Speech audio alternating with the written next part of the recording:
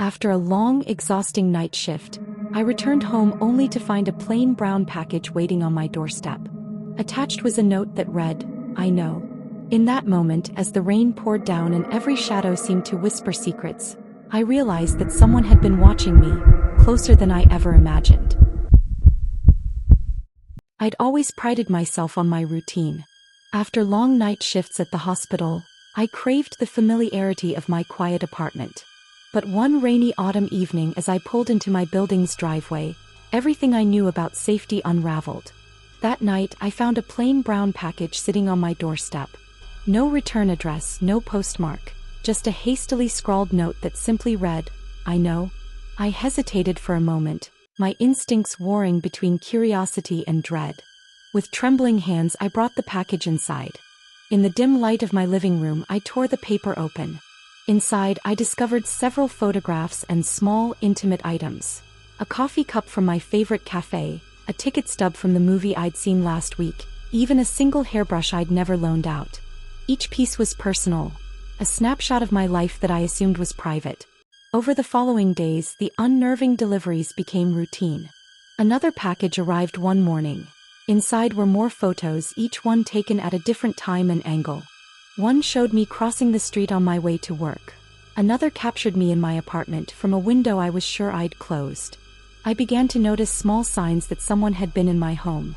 A door left slightly ajar, a light left on in an area I always double-checked, and subtle rearrangements of my belongings that I couldn't account for. I spent hours scrutinizing the images, trying to identify a pattern. The final photograph in the second package was the most disturbing. Taken at dusk, it showed a lone figure standing outside my living room window. The figure's face was shrouded in shadow, but the eyes, if they were eyes, seemed to burn with an almost predatory focus. My heart pounded as I realized that someone was not only watching me, but they were growing bolder. For days, paranoia became my constant companion. I installed additional locks, set up a rudimentary camera by my front door, and even changed my daily routes. Yet every night I felt the invisible weight of someone's gaze.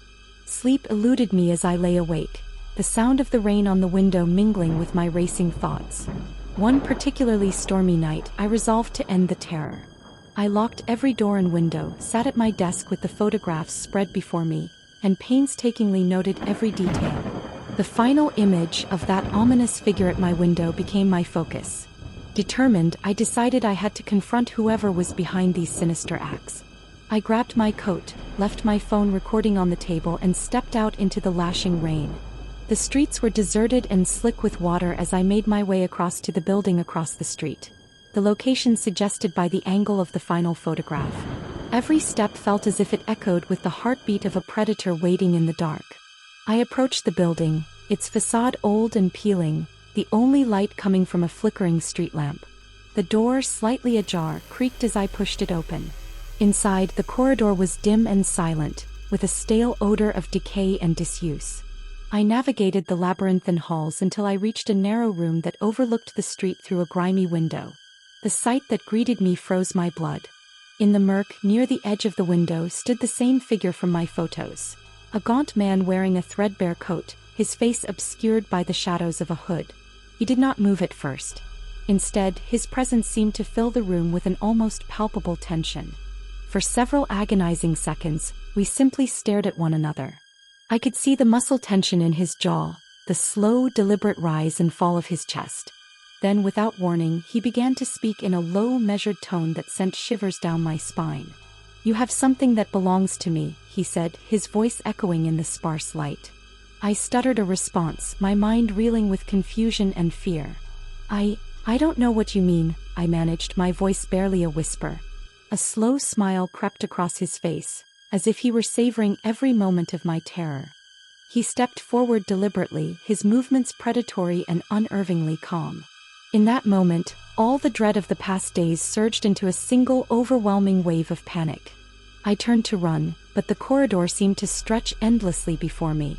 He followed, each step measured, each breath deliberate.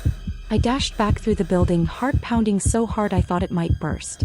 As I reached the exit, I heard him call out softly behind me, "You cannot hide. I have been waiting for you." Outside, the storm enveloped me in its chaotic embrace. the rain blurring the world into a series of shifting shadows. I ran along the slick sidewalk, desperate to put distance between myself and that malevolent presence. Behind me, I could hear the slow, steady patter of his footsteps matching mine. They weren't frantic, but each one carried a promise of inevitable capture. After what felt like an eternity of relentless pursuit, I reached a busy intersection. I flagged down a cab, my voice raw from terror.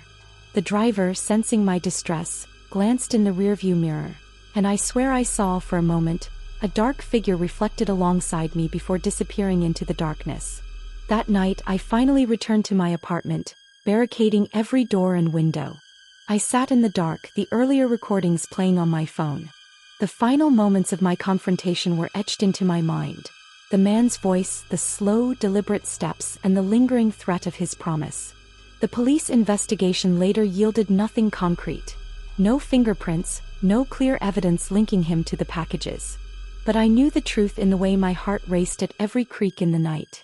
I now live in a state of perpetual vigilance. Every shadow, every unexpected sound is a reminder that someone once knew every detail of my life, and might return at any moment to finish what he started. The terror of that night remains, a haunting reminder that in the darkness, you are never truly alone.